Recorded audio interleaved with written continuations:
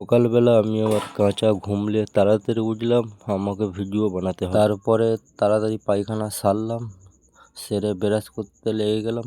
Brush করে নিয়ে আমি তাড়াতাড়ি মুখ মুছতে লাগলাম, কিউকি যদি রোদ উঠে যায় তাহলে আমি ভিডিও বানাতে পারবো না।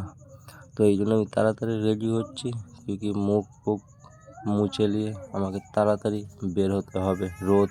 পরে আমার কিছু পোস্ট দেওয়ার ইচ্ছা হলো, তা আমি পোস্টও দিলাম। ভাবলাম যে না, আমি তো অনেক স্লো কথা বলি। তা আমি আমার মাইকটা বের করে দেখলাম, আর তার চার্জও দেখছি। ও সেট, চার্জ তো অনেকই কম আছে, তোমাকে চার্জও দিতে হবে। তারপরে আমি আমার ব্যাগটা দেখলাম, আমি দেখলাম যে ব্যাগে অনেকটাই ধুলো আছে। আমি ব্যাগ মুছতে লাগলাম, আর ব্যাগ তো আমার লাগবেই, কিউকি এই ব্যাগে কিছু জিনিস ঢুকিয়ে নিয়ে যেতে হবে।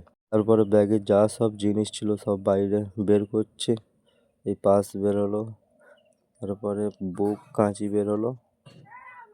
তো আর কিছু কি আছে ব্যাগে? কিছুই নেই। পরে আমার পাশ থেকে 200 টাকা পেলাম, চলো এটা নাস্তার কাজে লেগে।